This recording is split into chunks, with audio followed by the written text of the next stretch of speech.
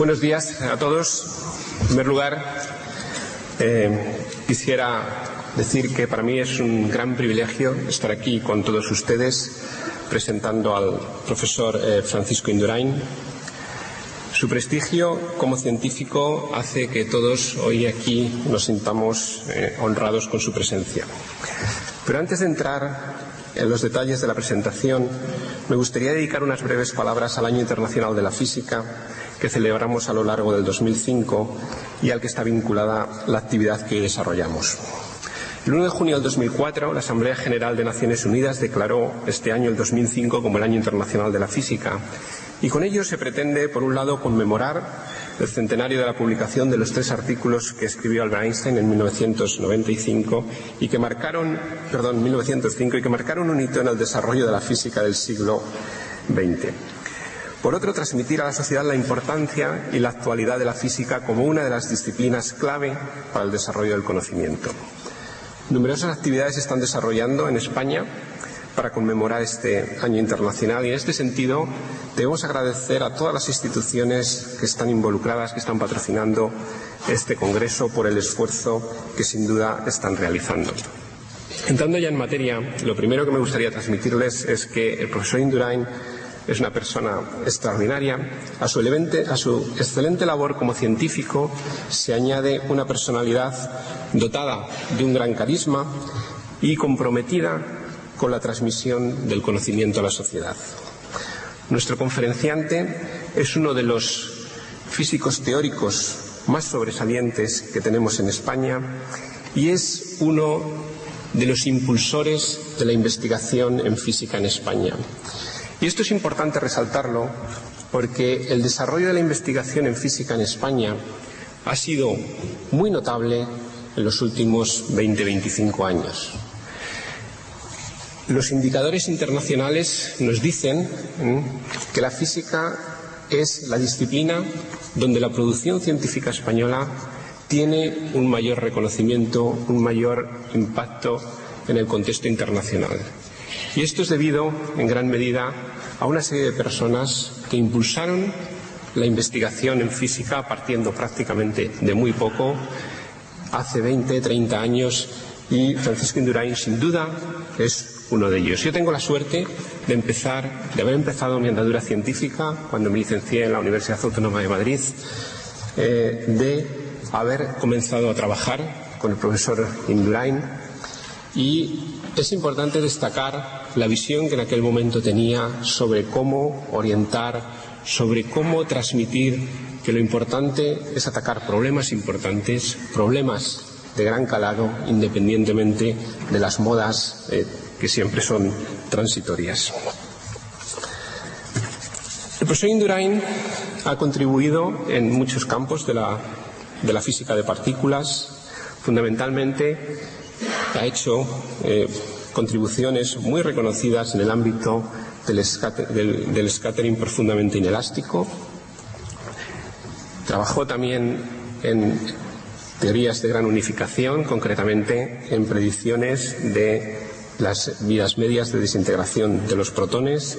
Ha trabajado también en el ámbito de la supersimetría y ha hecho contribuciones importantes en el cálculo de las correcciones al momento magnético anómalo del muón. Tiene más de 100 artículos de investigación publicados y ha escrito un conjunto importante de libros. Y esta es otra faceta que hay que resaltar del profesor Indurain, y es su preocupación por la docencia y su preocupación por escribir libros de texto de gran belleza y de gran utilidad para la formación de nuestros estudiantes.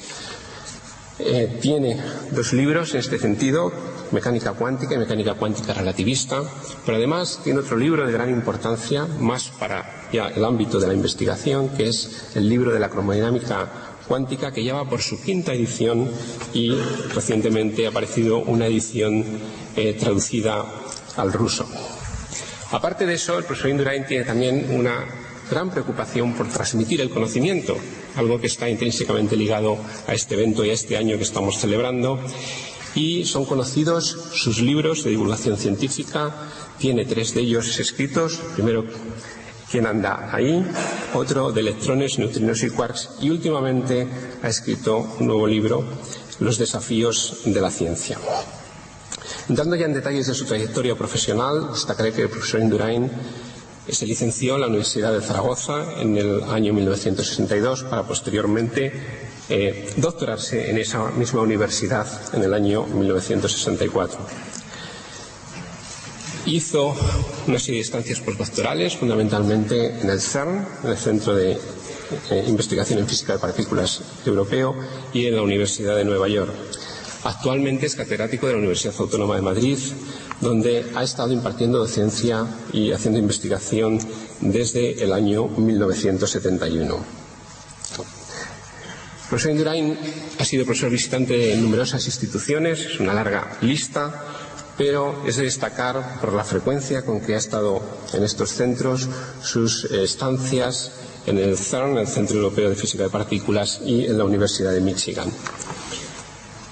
Tiene reconocimientos importantes como la Medalla de Oro de la Sociedad Española de Física y el reconocimiento como Caballero Oficial de la República Italiana, y asimismo es miembro de la Academia de Ciencias y miembro de la Academia Europea, y fue fundador de la Sociedad Europea de Física.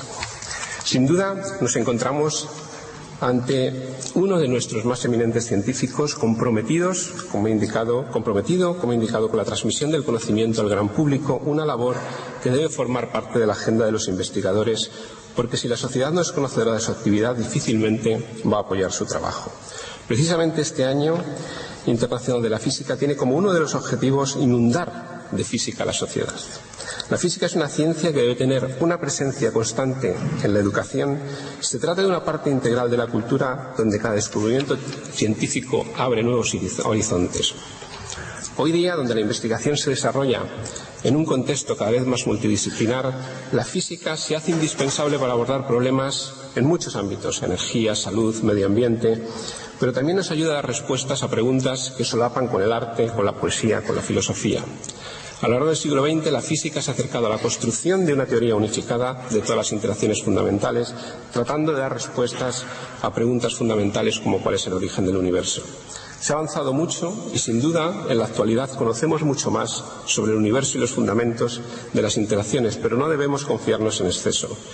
Recordemos que a principios del siglo XX se creía que todo podía ser explicado en función de las propiedades de la materia continua hasta que se descubrió la estructura atómica. En 1928 se cayó de nuevo en el exceso de confianza. Concretamente, el físico y premio Nobel Max Born dijo entonces a un grupo de visitantes en la Universidad de Gotinga: la física, como sabemos, estará terminada dentro de 6 meses. Lo aprendido nos obliga a ser prudentes en el comienzo. Era justamente en el momento en que se descubrió la ecuación de Dirac y parecía que aquello ya daba por cerrada toda la física. Lo aprendido nos obliga a ser prudentes en el comienzo del siglo XXI.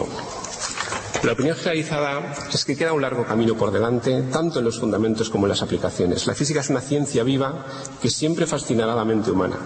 Después de todo, las interacciones de la física parecen estar ajustadas para que existan mentes que puedan hacerse precisamente preguntas de carácter tan fundamental como para qué existen dichas interacciones y no otras. Termino esta presentación dando la palabra al profesor Indurain, que con toda seguridad nos va a demostrar que la física sigue siendo una ciencia muy viva. Agradeciéndoles.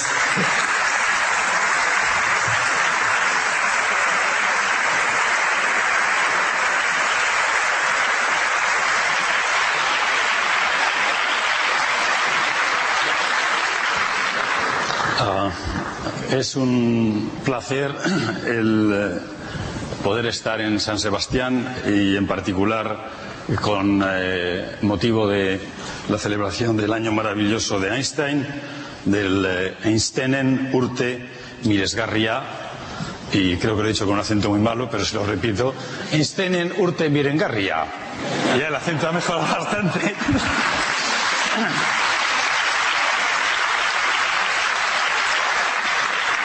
El año maravilloso en el que Einstein puso las bases para resolver los problemas que tenía no solo la física, sino toda la ciencia en el siglo XIX, y las bases para toda la física y, sin duda, para buena parte de la ciencia en el siglo XX.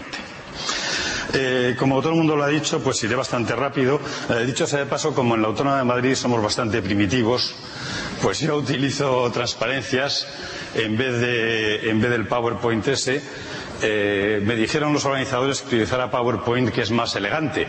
Pero entonces yo me acordé de una frase que dijo Einstein, citando a Boltzmann, que la elegancia es buena para los sastres. Y como yo no soy sastre, pues no me preocupo por la elegancia, sino por intentar hacer esto divertido. Este año Einstein escribió 3 trabajos repartidos en varios artículos sobre la explicación del movimiento browniano, sobre la teoría de la relatividad especial. De este no hablaré porque ya se ha hablado bastante y se hablará, me imagino, más. Y sobre la explicación del efecto fotoeléctrico. En aquella época Einstein era empleado de la oficina de patentes de Berna y me da la impresión de que en aquella oficina no se debía trabajar mucho cuando fue capaz de hacer estos trabajos. Voy a mostrar una foto que han mostrado todos, pero lo siento, voy a mostrarla una vez más, que es la foto de Einstein en su época en la oficina de patentes de Berna. Bueno, como también soy primitivo en otras cosas, pues voy a señalar con un paraguas.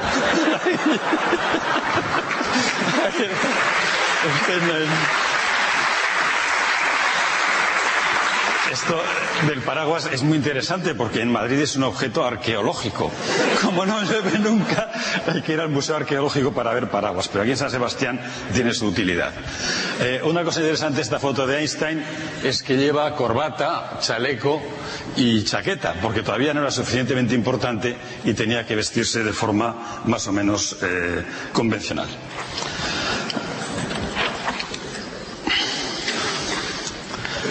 Voy a comenzar por una brevísima biografía de Einstein, aunque ya se ha dicho algo de eso, no me importa repetirlo.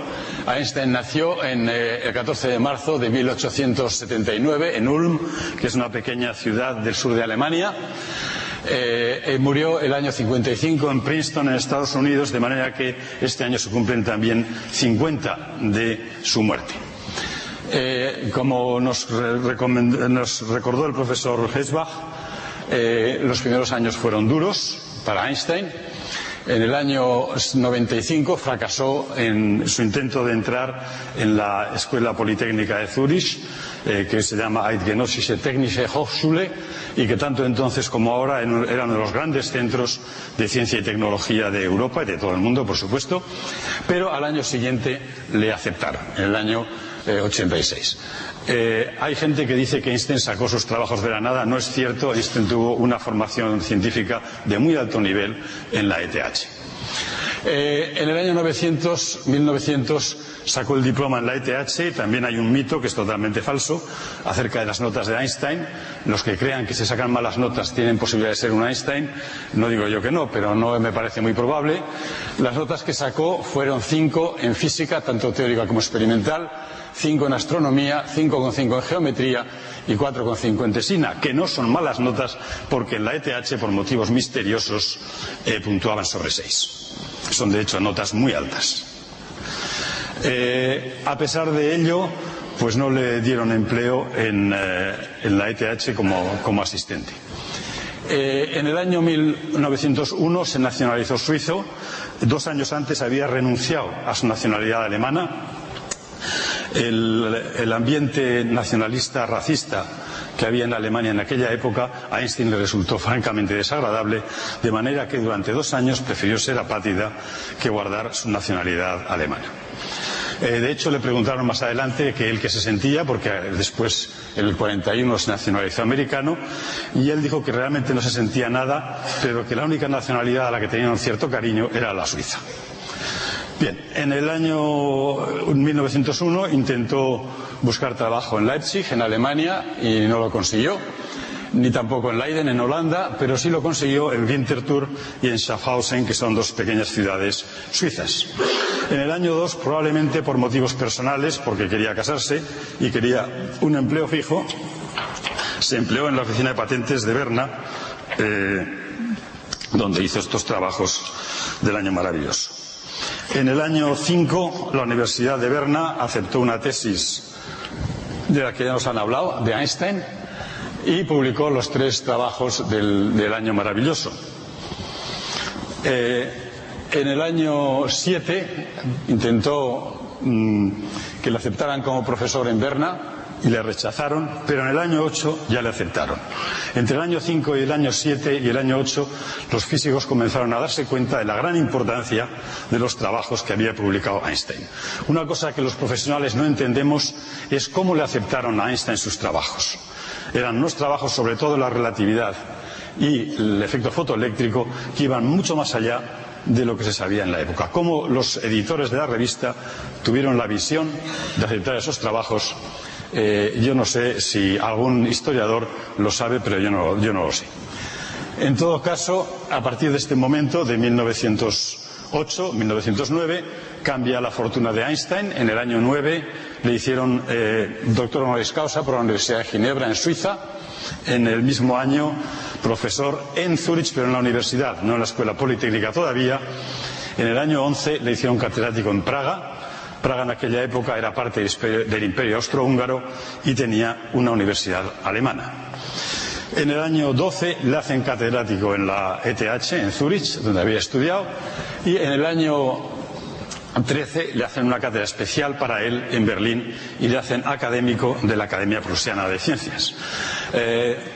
Para ser académico de la Academia Prusiana de Ciencias había que ser alemán, y entonces a Einstein le pidieron que se volviera a nacionalizar alemán, dijo que no, pero la Academia Prusiana de Ciencias tuvo la amplitud de miras, gracias al apoyo de Planck sobre todo, para aceptarle a pesar de no tener nacionalidad alemana. En el año 15 publica la teoría de la relatividad general, y a partir del año 19, que se comprueba experimentalmente las predicciones de relatividad general, el éxito es total. En el año 22 le dan el premio Nobel. Es total e incluso exagerado. Pasa a ser una figura mediática. ¿Quién no ha visto un póster con la cara de Einstein o una camiseta con la cara de Einstein? Ha habido cosas realmente absurdas, como que sobre la base de sus méritos científicos le ofrecían la presidencia del Estado de Israel. ¿Qué tiene que ver? Einstein demostró que tenía más sentido común que los responsables del Estado de Israel y rechazó. En el año 22 le dieron el premio Nobel y empezó su decadencia. Publicó el primer artículo sobre el campo unificado. En el año 32, por primera vez, aparece una crítica sarcástica de los trabajos científicos de Einstein, hecha por Pauli. Pauli era un gran físico, bastante sarcástico, pero hasta ese momento nadie se hubiera atrevido a criticar los trabajos de Einstein. A partir de este momento, cosa que discutiremos más adelante, la ciencia de punta, la física de punta, ya no la hacía Einstein, la hacían otros, y Einstein ni siquiera, no voy a decir la comprendía, pero ni siquiera la seguía.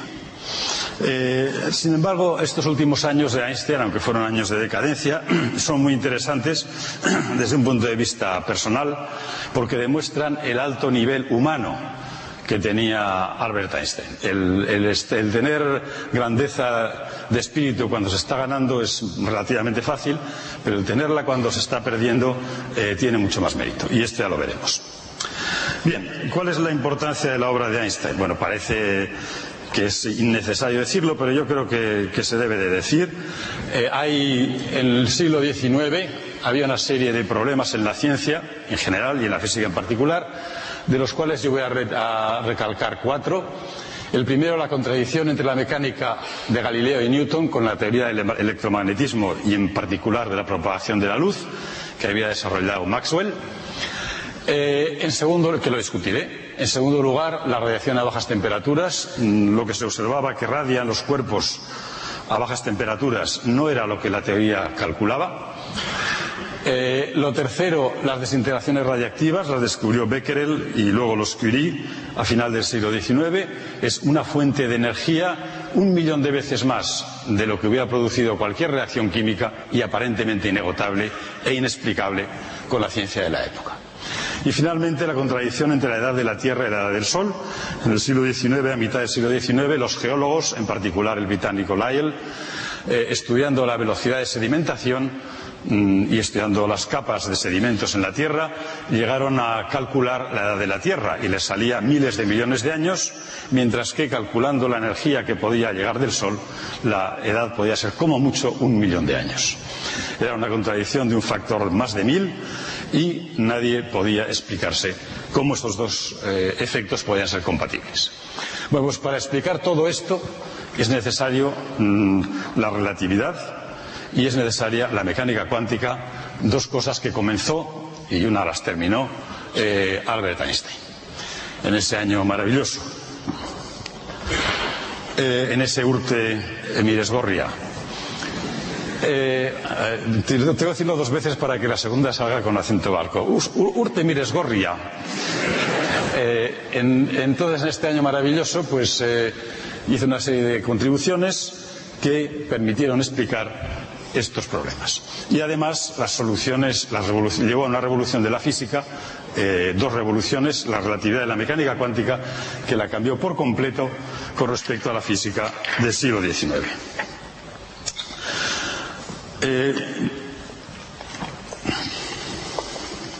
Como he dicho antes, no voy a hablar del efecto browniano porque se ha hablado aquí ya suficientemente, pero sí voy a hablar de la relatividad, muy brevemente, pero voy a intentar explicar cuál es el problema.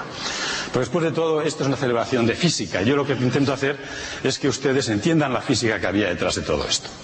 Si lo consigo o no, pues ya veremos. Vamos a imaginar a alguien que se monta en un patinete, como ese señor de ahí arriba, y que lanza una pelota. Si el patinete se mueve con velocidad v2 y él lanza la pelota con velocidad v1, desde Galileo se sabe que las velocidades se suman y que una persona que esté en reposo ve la pelota con velocidad v2 más v1. Sin embargo, Maxwell había escrito en el siglo XIX las ecuaciones que obedecen la propagación de la luz y había en particular calculado la velocidad de la luz. Y la velocidad de la luz, de hecho el inverso de la velocidad de la luz, se suele notar por la letra C, la velocidad de la luz, resulta que es igual en un medio a raíz cuadrada de epsilon por mu, donde epsilon es la permisividad o como se diga, eléctrica y mu la permisividad o permitividad magnética del medio, en particular del vacío, si se propaga en el vacío, y esto es una constante. Aquí en ningún sitio sale la velocidad con la que se emite la luz. Así es que parece que la luz que emite un automóvil no va más rápido cuando el automóvil anda que cuando el automóvil está parado, lo cual es una contradicción con aquella ley de composiciones de Galileo y Newton. Los físicos del siglo XIX en absoluto eran tontos y tenían una explicación. La explicación es el éter. Ellos suponían que el universo está sumergido en una extraña materia que llamaron el éter y que las ondas de la luz se propagaban en el éter. Y por lo tanto era independiente de la velocidad del móvil que las emitiera. Si no hubiera sido así, si la velocidad de la luz hubiera dependido de la velocidad del móvil que los emite, en el siglo XIX lo hubieran detectado con los satélites de Júpiter. Este dibujo tan horroroso es Júpiter, aquí está la mancha roja, este es un satélite que se va para allá, otro que viene para aquí. Entonces, si la velocidad de la luz dependiera de la velocidad de lo que la emite, cuando se va el satélite para allá, la luz iría más lenta que cuando viene para aquí. Y eso no era así.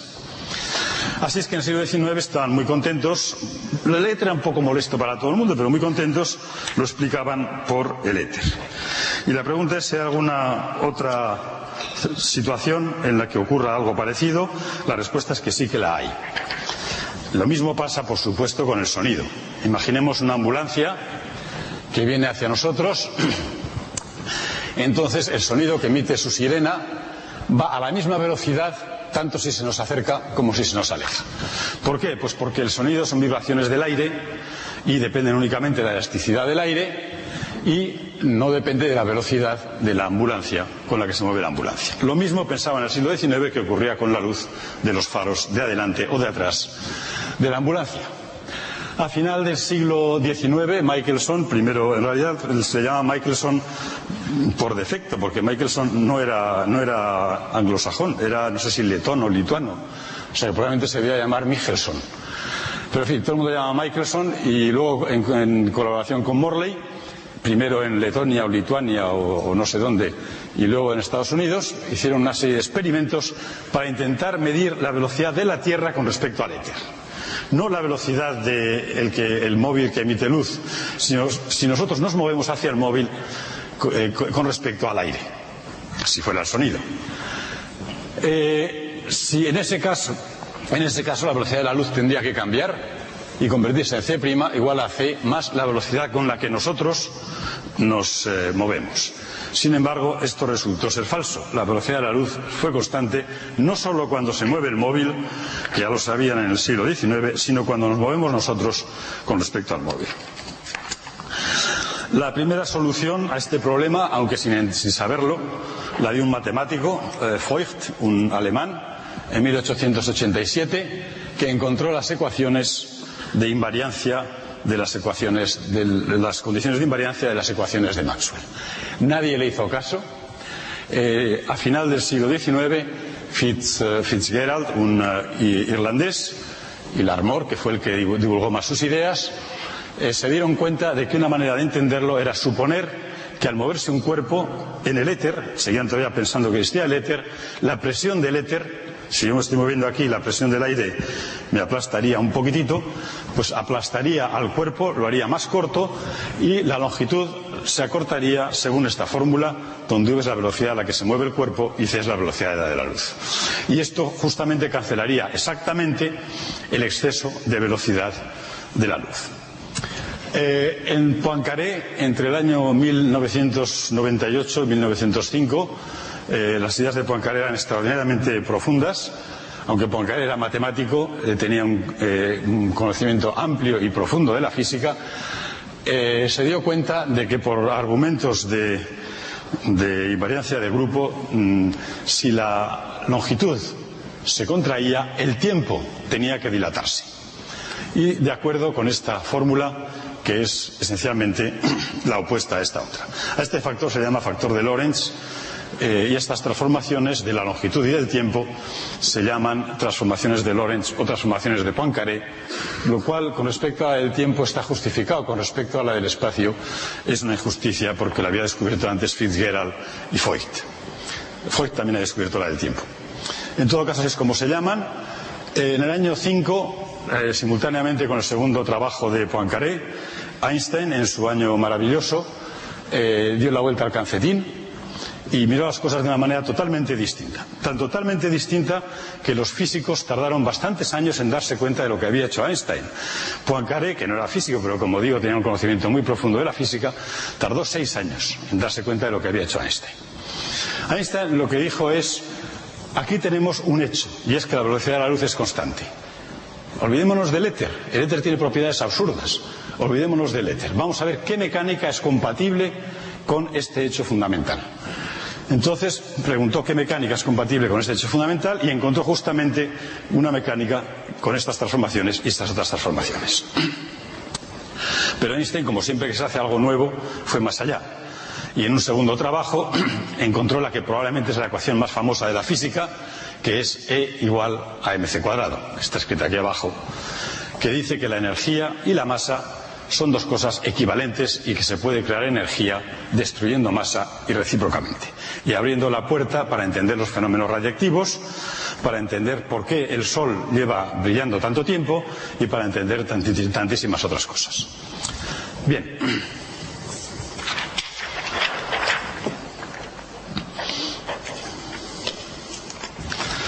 Aquí una foto de Lorentz, Anton Lorentz, gran científico holandés. Los holandeses han producido una enorme cantidad de ciencia de alta calidad. Tienen más premios Nobel por número de habitantes que Estados Unidos. Y además son gente fea bastante simpática, con la que se puede uno llevar bien. Esta es una, les gusta comer, les gusta beber bien. Yo creo que los vascos se llevarían muy bien con ellos. No tienen montañas, pero nadie es perfecto. Esta es una foto de Poincaré, uno de los más grandes matemáticos de todos los tiempos. Uno de los grandes errores del Comité Nobel, que fue posponiendo darle el premio, y Poincaré murió relativamente joven, a los 60 y poco años. Bien, adelantarse a estos dos señores no era nada trivial. Lo siguiente que voy a discutir es el efecto fotoeléctrico, y para ello voy a hablar de una polémica entre Newton y Huygens. Para pronunciar los nombres holandeses es muy fácil. En primera aproximación uno se imagina que son castellanos y ya está. O sea que en primera aproximación uno dice Huygens y ya en segunda ya hace un poco mejor, como hago yo antes con el euskera, y dice Huygens. Entonces hubo una polémica entre Newton y Huygens Yo he pasado bastante tiempo en Holanda y por eso me resulta relativamente fácil limitar el acento. Los holandeses utilizaban el acento en la Guerra Mundial para pescar a los espías alemanes. Los idiomas son muy parecidos, pero los acentos muy distintos. Yo podía pasar por espía alemán, lo que pasa es que como no sé el idioma sería un desastre. En todo caso, había la polémica sobre si la luz son ondas o partículas. Newton se imaginaba que la luz son partículas, que los cuerpos luminosos emiten partículas a gran velocidad, y lo justificaba diciendo que las trayectorias son rectilíneas. Huygens pensaba que eran ondas y lo justificaba por las leyes de la refracción y difracción de la luz, que es un fenómeno que ocurre con ondas, pero que no ocurre, o por lo menos no tan claro, con partículas. En el año 1800, el británico Young hizo experimentos de interferencia entre ondas luminosas, las famosas rendijas de Young, todo físico ha oído hablar de ellas, dos rendijas por las que pasan ondas, y aquí se forman figuras de interferencia, lo cual solo puede ocurrir si la luz son ondas. A partir de este momento, ningún físico, en su sano juicio, podía dudar de que la luz son ondas. Sin embargo, la naturaleza, que siempre nos tiene preparada alguna sorpresa, gracias a Dios, si no, ¿de qué viviríamos los físicos? Tenía preparada una, y es el efecto fotoeléctrico. El efecto fotoeléctrico consiste en que algunos materiales, cuando llega luz a ellos, la luz les arranca electrones. Esto se puede entender tanto si la luz son ondas como si son partículas, pero lo peculiar es que la energía de los electrones no depende de la intensidad de la luz, sino que depende únicamente de la frecuencia, es el inverso de la longitud de onda. O sea que la luz azul arranca electrones con más energía que la luz roja. Y la luz azul arranca electrones siempre con la misma energía, tanto si no manda un poquitito como si manda una intensidad enorme. Saldrán más electrones, pero todos, cada uno de ellos, con la misma energía. Esto es incomprensible si la luz son ondas. Y ahora voy a hacer una pequeña digresión para el problema de la radiación del cuerpo negro. Planck, en el año 1900, se había dado cuenta de que para explicar las propiedades experimentales, porque la física es una ciencia experimental, del cuerpo negro, se podía hacer suponiendo que la radiación electromagnética, pero es que es lo mismo, en un cuerpo negro que emite radiación, pues no variaba de forma continua, sino de forma discreta, que no es lo contrario de indiscreta, sino que quiere decir lo contrario de continua. Como una relación entre la frecuencia y la energía dada por esto, donde H es una constante que en honor a Planck se llama constante de Planck. Bueno, esto era algo que iba en contra de todas las ideas que se tenía con respecto a la luz, pero funcionaba empíricamente. Planck, cuando propuso esto, dijo que lo hacía como un acto de desesperación. Este es Planck, y esto es de la portada de un número de la Revista Española de Física, que coordinó Alberto Galindo, que también ha coordinado este congreso, una foto de Max Planck, en la que dice que hizo como un acto de desesperación el suponer que la luz estaba en estos paquetes discretos de energía. Bueno, pues en el año 5, Einstein, en lo que él consideraba su trabajo más revolucionario, y en mi opinión con razón, no es que mi opinión tenga mucho valor frente a la de Einstein, pero vamos, en mi opinión, en todo caso con razón, propuso que en el efecto fotoeléctrico la luz se comportaba como partículas con una energía dada por la misma fórmula que había utilizado Planck para explicar la radiación del cuerpo negro. Einstein a estas partículas les dio el nombre de Lichtquanten, que quiere decir cuantos de luz, pero el nombre que ha prosperado no ha sido ese, sino el de fotones. De manera que la explicación de Einstein consistía en suponer que la luz en el efecto fotoeléctrico, igual que en la radiación del cuerpo negro, se comporta como partículas. Nadie se tomó esto en serio. De hecho, como nos ha recordado uno de los conferenciantes, cuando se propuso a Einstein para la Academia Prusiana de Ciencias, Planck dijo que que era un gran científico a pesar de que había hecho cosas muy raras, como por ejemplo proponer esto de aquí. Sin embargo, entre los años 20 y 30 las cosas cambiaron. El físico americano Compton consideró un efecto que se llama hoy, por motivos obvios, efecto Compton, en el cual un fotón, lo que hoy decimos un fotón, rebota en un electrón. Y demostró que este efecto las leyes que sigue son exactamente las mismas que las del choque elástico entre partículas. Así es que no había más cáscaras que aceptarlo. La luz a la vez es ondas y partículas. ¿Y cómo es eso posible? Bueno, por ese motivo el premio Nobel, cuando salieron los trabajos de Compton, el Comité Nobel le dio el premio a Einstein. Pero hubo que esperar a los trabajos de Compton.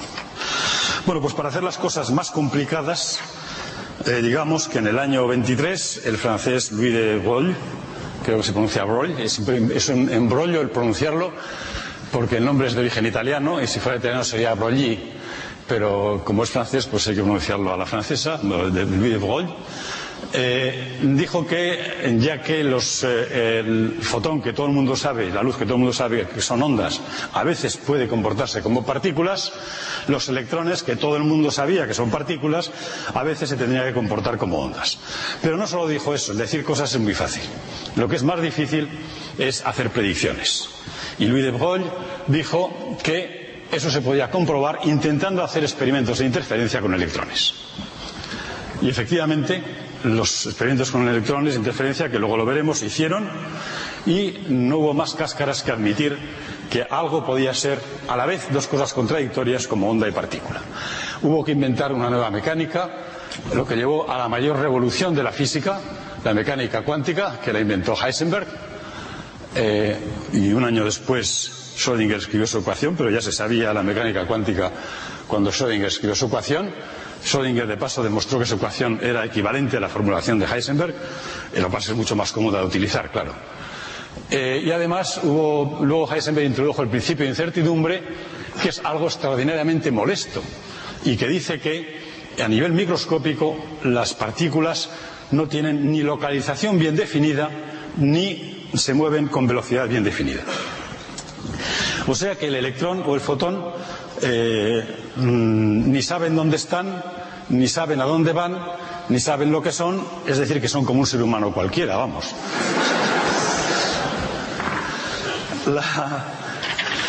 Aquí llegó un punto de ruptura entre Einstein y la ciencia, aunque hizo alguna contribución interesante a la teoría de calores específicos y a la estadística. A Einstein no le gustó nunca la mecánica cuántica, cosa que se comprende. Bueno, antes de pasar a decir algo más, voy a enseñar las dos fotos que había dicho antes que iba a enseñar.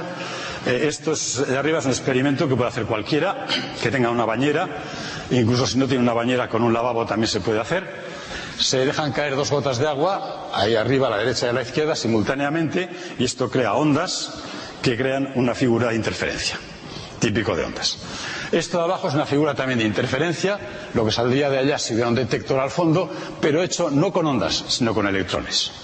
Esta es la que demostró que la idea de de Broglie era correcta y que los electrones también se comportan como ondas, a veces, según cómo les da. Bien, la mecánica cuántica es más rara que un perro verde. El que diga que la entiende es que no se la ha estudiado a fondo. Los físicos sabemos utilizarla, pero la mecánica cuántica requiere propiedades no locales y correlaciones no locales. Nadie ha sido capaz de formularla sin introducir un observador, que ese observador, que es lo malo, no obedece la mecánica cuántica. O sea, lo molesto es que la teoría más fundamental que tenemos, nadie es capaz de formularla sin suponer que hay un observador, que no hace falta que sea un ser humano, puede ser una máquina de hacer fotos, puede ser lo que sea, como dice Einstein con mucha gracia, que es un observador. ¿Es una mosca un observador? ¿Es una estrella un observador? Pues un observador es cualquier cosa que suponemos que no se comporta cuánticamente. Y para formular la mecánica cuántica, todos los libros que yo he visto, y nadie conozco que sepa hacerlo de otra manera, tiene que decir, entonces un observador mide tal y encuentra cual. Lo cual ya nos acabó en determinismo cuántico. Ese observador ha medido tal y ha encontrado cual. Bueno, pues eso a Einstein le molestaba mucho, igual que le molestaba el carácter no local. Y con eso voy a acabar de momento por la mecánica cuántica y voy a decir unas palabras ahora sobre la relatividad general. Muy poco, porque han hablado otras personas. Y voy a introducirlo con una pregunta. ¿Cómo demonios sabe la Tierra que el Sol está ahí? En San Sebastián de cuando en cuando sale el sol, o sea que sabemos que el sol está ahí porque lo vemos. Pero la Tierra, ¿cómo sabe que el sol está en Madrid? Vemos el sol demasiado. Una cosa intermedia no estaría mal. ¿Cómo sabe la Tierra que el Sol está ahí? Según Newton, la Tierra da vueltas alrededor del Sol porque el Sol la atrae. Pero ¿qué es lo que hace el Sol con la Tierra para atraerla? ¿Qué es lo que hace? Supongamos que el Sol desapareciera. Ya está. Como yo ahora tengo el poder, gracias a tener las transparencias, hago desaparecer el Sol. ¿Qué haría la Tierra? ¿Seguiría dando vueltas como una tonta sin enterarse? ¿Saldría por la tangente? ¿Esperaría un rato a ver lo que pasa? Newton no dice nada de esto. Según Newton hay una acción inmediata entre un sector de la Tierra, inmediatamente sabría que el Sol había desaparecido. Bueno, esto está en contradicción con la relatividad y Einstein intentó buscar una formulación distinta de la newtoniana de la gravitación que estuviera de acuerdo con la relatividad. Dicho sea de paso, había antes de Newton un modelo de cómo se entera la Tierra que el Sol está ahí, debido a Descartes, en el cual se imaginaba que el universo está lleno de una materia, otro éter, que está dando vueltas como vórtices y que es el que arrastra a la Tierra alrededor del Sol. La elegancia de la demostración newtoniana fue tal que en unos pocos años incluso los franceses tuvieron que abandonar las ideas de Descartes, que sin embargo desde el punto de vista fundamental eran más satisfactorias, pero ¿qué queremos? La experiencia es la experiencia. El propio Newton era consciente de que su teoría tenía problemas epistemológicos muy serios, pero no podía tampoco hacer otra cosa. La solución que dio Einstein a este problema es una solución brillante. Es una de las cosas probablemente más brillantes, si no la más, que se ha hecho en física, y voy a ver si consigo explicarlo. Vamos a imaginarnos que estamos en un universo en dos dimensiones. O sea, que yo me puedo mover a lo largo de este estrado, pero no puedo saltar ni cosas por el estilo. Un movimiento en un universo en dos dimensiones es más fácil de comprender las cosas. Y vamos a suponer que el universo es una lámina elástica, completamente plana. Entonces, si yo lanzo una bolita por esa lámina, pues seguirá una trayectoria recta, que es la línea de menor esfuerzo, por decirlo con un símil humano. Ahora bien, la idea de Einstein fue suponer que cuando se pone una partícula masiva o un objeto masivo, tal como el Sol, en esa lámina, entonces la lámina se deforma, como aparece en este dibujo. Y entonces la trayectoria natural, si lanzamos una bolita, no es una línea recta, sino que es una línea curva. La teoría es extraordinariamente elegante, a pesar de que a Einstein no le gustaba la elegancia, o no la consideraba un requisito, por lo menos es lo que decía, pero yo no me lo creo. Extraordinariamente elegante, pero tenía algo mucho más interesante. Y es que explicaba la precesión del perihelio de mercurio, algo que no voy a discutir en detalle, y además tenía una predicción. Y es que, puesto que el espacio mismo es el que está curvado, el que está deformado, la propia luz tiene también que desviarse cuando pasa cerca de una masa. La propia luz tiene que desviarse y Einstein calculó cuánto se desvía la luz. En el año 19, dos experimentos británicos, uno de ellos liderado por el gran astrónomo Eddington. Bueno, estos son lo que predecía Einstein. Aquí arriba, 1,7 segundos de arco, y lo que encontraron estos experimentos, 1,61 más menos 0,3 y 1,98 más menos 0,3, en perfecto acuerdo con la predicción de Einstein. Este es el momento, en el año 19, en que la fama de Einstein se dispara. Le pasearon por Nueva York en un coche descubierto por la Quinta Avenida, le ofrecieron la presidencia del Estado de Israel, en fin, etcétera, etcétera. Aquí hay una foto de Einstein, ya un poco mayor, de Lorentz, ya bastante mayor, y de Eddington con una cara muy británica. Para algo era inglés. A partir de este momento empieza, como he dicho, el éxito, pero empieza también la decadencia. Escribió el título del primer artículo sobre el campo unificado, intentando reducir el electromagnetismo también a geometría, a una deformación del espacio similar a la que es causa de la gravitación, y con la crítica de Pauli, que luego en este momento leeré, en el año 34 intentó demostrar que la mecánica cuántica es falsa, equivocándose, con la famosa paradoja de Einstein-Rosen-Podolsky. Y la crítica de Pauli, porque es interesante, no solo porque demuestra que la física iba ya por caminos por los que el propio Einstein no iba y los propios físicos le empezaban a perder el respeto, sino por la magnífica redacción del propio Einstein. En la crítica de Pauli dice, del año 32, como he dicho antes, la siempre fértil inventiva de Einstein, así como su tenaz energía en la persecución de la unificación, nos garantizan en años recientes un promedio de una nueva teoría por año. Es interesante psicológicamente que la teoría del momento es, por un tiempo, considerada por el autor como la solución definitiva. Sobre el último trabajo de Einstein, sobre la teoría unificada del año 32. La contestación de Einstein, Sie haben also recht gehabt, Sie Spitzbube, que quiere decir, después de todo tuvo usted razón, bribón.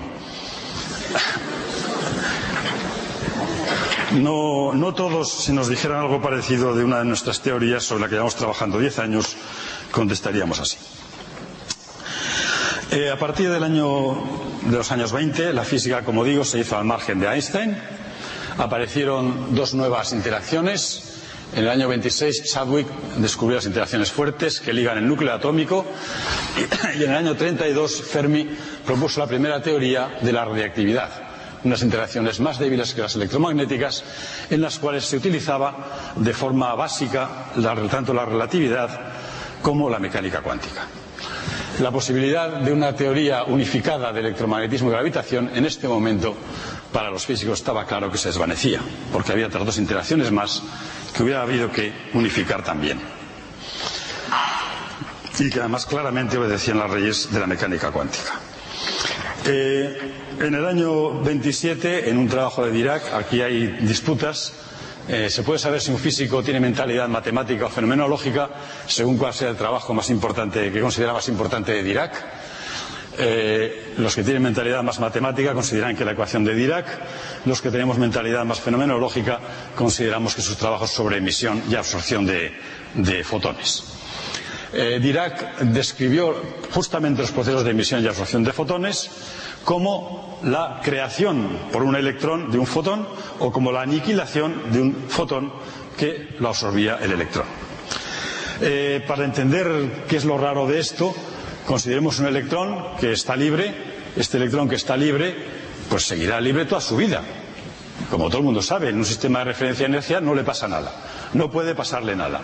Sin embargo, según la mecánica cuántica, su energía no está bien definida, su velocidad no está bien definida y puede gastar un poco de energía en emitir un fotón. O puede conseguir un poco de energía absorbiendo un fotón. ¿Con tal de qué? Una experiencia que los españoles últimamente estamos muy acostumbrados a ella, es el mecanismo de la hipoteca. Con tal de que esta energía que ha pedido prestada la devuelva al cabo de un tiempo. De manera que aquí el electrón ha pedido prestada energía, ha emitido un fotón y la absorbe este otro fotón al cabo de un tiempo. Esto es posible porque en la mecánica cuántica la energía y la posición no están bien determinadas. El mismo Dirac en el año 28 escribió la primera ecuación satisfactoria, por lo menos iba en la buena dirección, y que unificaba a la vez mecánica cuántica y relatividad. Estos dos trabajos impresionaron a Einstein, que escribió a Ehrenfest: tengo dificultad con Dirac. Este equilibrismo sobre la mareadora senda entre genio y locura es sobrecogedor. Pero en todo caso, esto de aquí, este mecanismo, explicaba de una forma independiente a la explicación de Einstein para la actuación de la interacción gravitatoria, explicaba cómo este electrón sabe que este otro electrón está aquí. Pues lo sabe porque están intercambiando continuamente mensajes, entre comillas, en la forma de fotones. Esto es equivalente, cuando los electrones se mueven muy despacio, a una interacción por un potencial, por el potencial de Coulomb, conocido de toda la vida, pero cuando los electrones se mueven rápido hay correcciones. Estas correcciones las calcularon en los años siguientes. Como verán, el nombre de Einstein está prácticamente desapareciendo. Einstein seguía interesado en su teoría unificada. Bueno, también es posible emitir y absorber positrones, esto no lo voy a discutir. En todo caso, en los años 40, Schwinger, Tomonaga y Feynman demostraron que todo proceso electrodinámico se puede reducir a emitir y absorber fotones. Y no solo eso, sino que mostraron cómo se puede calcular cualquier proceso electrodinámico de esta manera. Los resultados de estos cálculos han sido de un éxito enorme que el escritor científico Paul Horgan ha llamado precisión inhumana, y sin duda con razón. Ahora veremos un ejemplo. Y sobre todo los cálculos estos que aunaban a la vez mecánica cuántica y relatividad eran capaces de hacer predicciones, y con mayor precisión según iba pasando el tiempo. Primero, la existencia de antipartículas, que sigue la ecuación de Dirac y que se confirmó 3 años después. Y después, la estructura de los niveles energéticos del átomo de hidrógeno, calculada por Bright, Fermi y Bethe, la llamada estructura fina, también comprobada experimentalmente y debida a efectos relativistas y cuánticos. La anomalía del momento magnético del electrón, se suele expresar lo que se llama el factor giro magnético.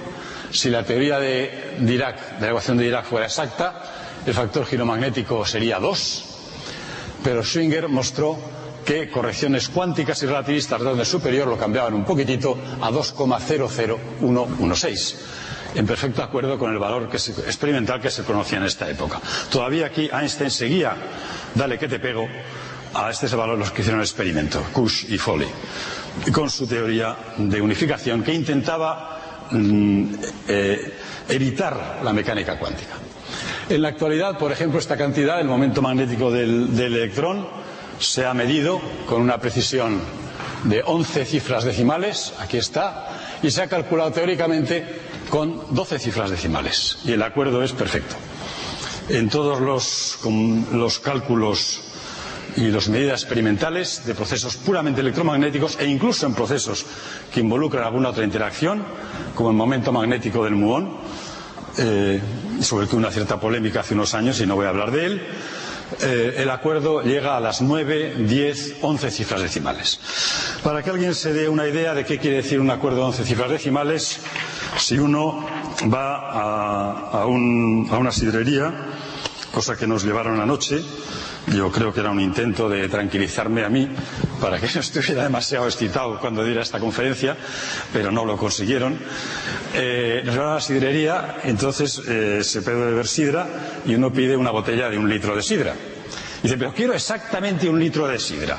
No quiero ningún error, lo quiero con precisión de electrodinámica cuántica. Pues, la precisión de electrodinámica cuántica quiere decir que si se le cae una bacteria en ese litro de sidra, ya el error es más grande que el error en electrodinámica cuántica. O sea, es una precisión realmente inhumana. Todo esto se hizo en vida de Einstein, se hizo utilizando las ideas de Einstein de relatividad y de mecánica cuántica, y, sin embargo, Einstein estaba en su intento de hacer una unificación que permitiera evitar la mecánica cuántica. Eso tiene también un gran valor. El no seguir las modas es algo muy positivo. Pero eso le produjo a Einstein una gran amargura, como es lógico. Son los años de la amargura por el fracaso. Era un icono, Einstein, pero Einstein era un científico, era realmente un científico, y eso pues le daba de lado, el que le recibían las reinas y los presidentes y esa gente. Lo que le importaba es que su programa pues no iba para adelante. En un artículo que escribió en el año 50 en Scientific American, dice esta frase que yo la obligaría a aprender de memoria a todos los aprendices de físicos. El escéptico dirá, puede ser cierto que el sistema de ecuaciones sea razonable desde el punto de vista lógico, pero esto no demuestra que correspondan a la naturaleza. Tiene usted razón, querido escéptico, solamente la experiencia puede decidir sobre la verdad. Y todavía hay otro comentario que voy a citarles, que apareció póstumamente, lo escribió Einstein en el último año de su vida, en el 55, y apareció el año después en un libro publicado en Zurich por Schelling, que se llama Helle Zeit, Dunkle Zeit, tiempos brillantes, tiempos oscuros, y en el cual Einstein dice algo que podría muy bien ser su epitafio. Parece dudoso que una teoría de campos clásica pueda explicar la teoría atómica de la materia y la radiación al mismo tiempo que los fenómenos cuánticos. Sea ello como sea, nos queda la confortante enseñanza de Lessing. La aspiración a la verdad es más preciosa que su posesión definitiva. Después de esto, solo me queda enseñarles una última foto de Einstein, ya cerca de su muerte en Princeton, que es esta de aquí, y es el tipo de fotos de Einstein que son probablemente las más populares. Las fotos de Einstein de sus primeros tiempos, poca gente las conoce. Bueno, pues nada más. Muchas gracias. Escarri Casco.